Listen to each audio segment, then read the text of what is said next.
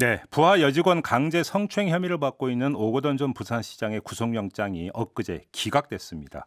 재판부는 사안이 중하지만 증거인멸이나 도주의 우려가 있다고 보기 어렵기 때문에 영장을 기각한다 이렇게 밝혔는데요. 여성 시민단체 모임인 오거돈 성폭력 사건 공동대책위에서는 아주 강력히 반발을 하고 있습니다. 구속을 해야 된다는 입장인데요. 이 공대위 소속이자 이 사건의 피해자를 보호하고 있는 곳이죠. 부산 성폭력 상담소의 이다솔 상담원 연결해서 입장 들어보겠습니다. 나와 계시죠? 네, 안녕하세요. 여보세요? 네. 구속영장 기각 소식이 전해지고 나서 피해자분이 혹시 어떤 말씀 하신 게 좀 있습니까? 피해자분이 말씀을 하셔도 상담 내용이라서 그 내용을 말씀드리기는 어렵고요. 네. 피해자 상황 정도는 네. 말씀드릴 수 있을 것 예, 같습니다. 예. 피해자분 지금 많이 좌절하고 계시고요. 예. 많이 기다렸던 만큼 좌절이 좀 되는 상황인데 음. 계속 일상으로 돌아가고 싶다 아. 이야기하시는데 가해자만 지금 일상으로 돌아가 있는 상황이잖아요. 어떻게 예 보면 구속 예예. 수사를 피하고 예. 그래서 굉장히 많이 힘들어하고 계십니다. 그러시군요. 알겠습니다. 인제 그 기각 결정은 부당하다 이런 입장이신 거죠? 재청구해야 된다고 네네. 보세요, 그러면? 그럼요. 이건 재청구해야 되는 문제고 네. 지금 오거돈 전 시장 측에서 말하는 내용도 전혀 뭐 주장이 어이가 없는 주장들만 하고 있는데 음 재청구해서 음. 엄벌해야 된다고 생각합니다. 네. 그러니까 지금 어이없는 주장이라고 하신 말씀이 인제 네. 오거돈 전 시장 쪽에서 이야기가 "혐의는 인정하지만 범행 내용을 아주 구체적으로 기억하지 못한다. 우발적 네. 범행이다. 인지 부조화 상태였다." 뭐 이런 식으로 인제 그 영장 실질 심사 과정에서 주장을 했다고 하던데 바로 이 대목 말씀하시는 건가요? 네, 맞습니다. 이거 가해자들이 너무 흔하게 하는 주장이고요. 네. 혐의에 대해서 약간 인정하는 척하면서 구속을 빠져나간 건데 이 음. 인정이라는 게 보시면 알겠지만 약간 인정 범위를 얼마든지 바꿀 수 있을 만큼 두루뭉술하게 이야기하고 있잖아요. 네. 네, 그러면서 기억하지 못한다, 뭐 음. 인지 부조하다 이렇게 이야기를 하는데 음. 재판부가 심신미약 상태 우발적인 범행에 대해서 관대하게 보기 때문에 이렇게 얘기하는 거거든요. 네. 우발적인 범행이라고 하는데 우발적인 범죄는 없죠. 성폭력 범죄는 특히 그렇습니다. 음. 그래요. 가해자가 뭐 자기를 제압할 만큼 강력해 보이는 사람을 뭐 목격자나 CCTV가 수두룩 빽빽 있는 데서 한 게 아니잖아요. 네. 이거는 계획적이라고 봐야죠, 당연히. 그러니까 아니 피해자 시장실로 네. 불렀다면서요, 그때 나왔던 이야기가. 이제 피해자가 이걸 감히 고발하리라 걱정도 안 했으니까 대낮에 그렇게 했겠지요. 네네네. 알겠습니다. 자, 그러면 지금 이 기각 결정을 내린 법원의 성인지 감수성에 문제가 있다. 이런 어떤 판단이신가요? 그럼요. 2018년 이후에 미투 운동은 약간 미투 운동으로 사회적 분위기는 바뀌고 있는데 네. 재판부는 이 변화를 전혀 따라오지 못하고 있다고 생각합니다. 음. 너무 많은 이제 가해자들이 초범이다, 아니면 뭐 어리다, 음. 나이가 너무 많다 이런 이유로 처벌을 피하고 있고요. 네. 뭐 예전부터 있어왔던 재판부 관성 같은 거라고 생각은 합니다만 음. 시대가 바뀌었는데 네. 이제는 사람들이 봤을 때도 재판부가 가해자 편 들어주고 있다 이렇게 비춰질 수밖에 없는 거죠. 예. 그래요. 아무튼 그러면 근데 그럼 구속영장을 그러니까 청구를 했던 검찰 쪽의 수사 내용은 어떻게 평가를 하세요? 수사 내용에 대해서는 제가 뭐 평가할 만한 위치에 있다고 생각하지는 않고요. 예. 엄정 수사해야 된다는 입장은 확실합니다. 그래요. 알겠습니다. 지금 그럼 이제 관건은 검찰이 영장을 재청구할 것이냐 어떨 것이냐 이게 지금 이제 포인트라고 봐야 되겠네요. 일단 중간 정리를 하자면. 그렇죠. 예, 알겠습니다. 일단 그 점을 좀 확인을 하고요. 약간 좀 그 바꿔 가지고 이 사건이 불거진 이후에 정치권의 대응, 그다음에 어떤 그 대처 모습은 어떻게 평가를 하세요?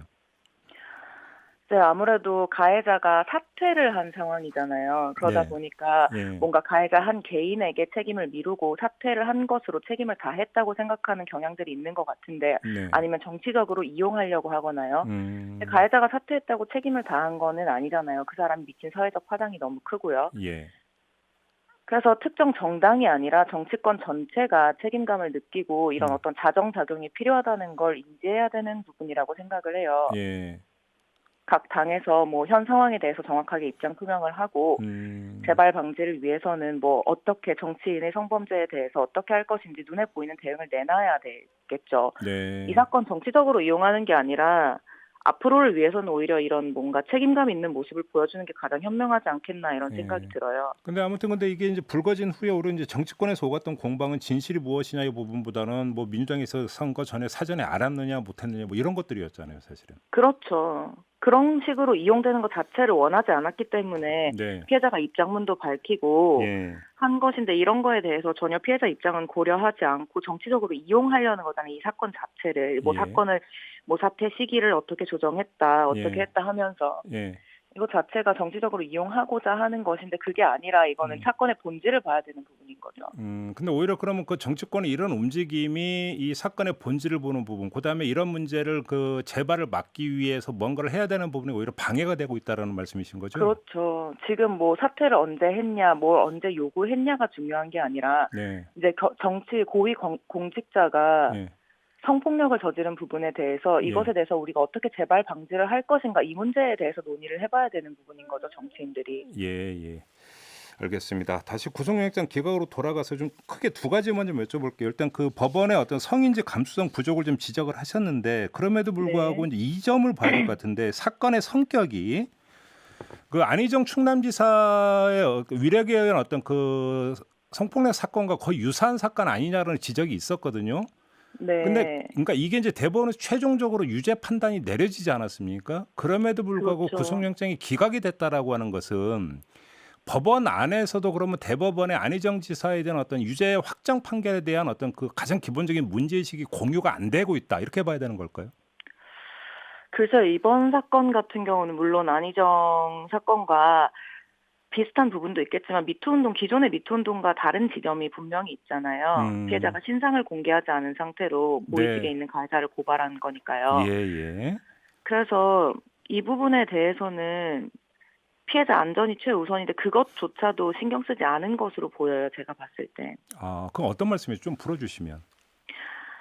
피해자가 지금 업무로 돌아가지 못하고 있는 상황입니다. 가해자가 워낙 높은 직책에 있었던 사람이고 네, 지금 구속영장이 청구가 기각된 것부터도 정관 변호사들 선임해가지고 이렇게 구속이 풀려났다라고 보이고 있는데 피해자분은 얼마나 두렵겠습니까? 아, 그리고 경검에서는 의지를 보여서 예. 했는데 사법부에서 그러니까 재판부에서 이것을 기각 결정함으로써 이 나중에 가가지고 이 처벌도 가벼워지지 않을까 이런 걱정도 많이 하고 계시고요. 아, 지금 바로 그 두 번째 드리려고 했던 질문이 바로 그건데요. 사실은 구속이 되느냐 안 되느냐라고 하는 것들은 이 사건의 유무죄를 다투는 데 있어서 본질적인 부분은 아니지 않느냐라는 일각의 지적도 있는데 이건 어떻게 받아들이세요?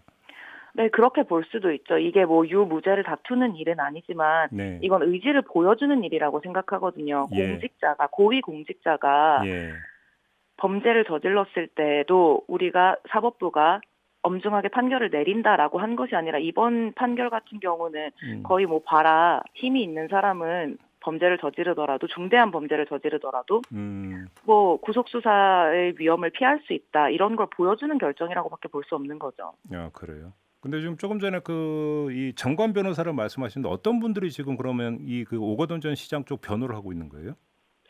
그거는 제가 알고 있지만 말씀드려도 되는지 잘 모르겠어서 조금 네, 말씀드리기가 어려워요. 근데 예, 저희 변호사님들끼리는 서로 알고 있는 사이니까 알고 있죠. 뭐 그래요. 정관 변호사분이십니다. 네.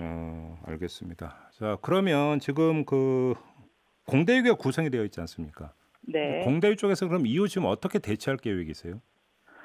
공대위 같은 경우는 지금 여러 여성단체들이 함께 하고 있는데 전국에서 함께 하고 있고요. 일단 우선은 가해자 구속 수사와 엄벌 촉구가 목적이고요. 네. 그래야 피해자 일상으로 돌아갈 힘을 얻을 수 있으니까요. 예. 6월 9일에 시청 앞에서 오거돈 사건 공동대책위원회 출범 및 가해자 엄벌 촉구 기자회견이 있습니다. 예. 이번 사건을 통해서 피해자들에게 어떤 미투 말고 또 다른 새로운 선택지가 생기고 정치권 내에서도 뭔가 환기를 일으키는 계기가 되었으면 좋겠다고 생각합니다. 네, 지금 이제 그 계속 그 인터뷰 과정에서 여러 차례 이제 말씀을 해주셨는데 피해자분이 지금 일상으로 돌아가지를 못하고 있다고 말씀을 하셨잖아요. 네. 일단 좀 일상으로 돌아가기 위해서 가장 먼저 풀려야 되는 문제가 뭐라고 보세요? 가장 먼저 풀려야 되는 문제는 네.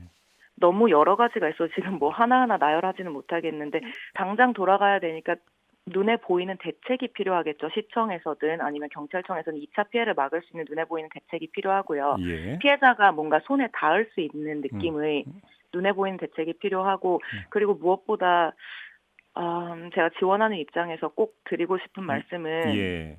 추측성 보도나 2차 가해성 게시글 쓰지 말았으면 좋겠습니다. 아무리 말려도 피해자분 계속 보고 많이 힘들어하고 계시고요. 예.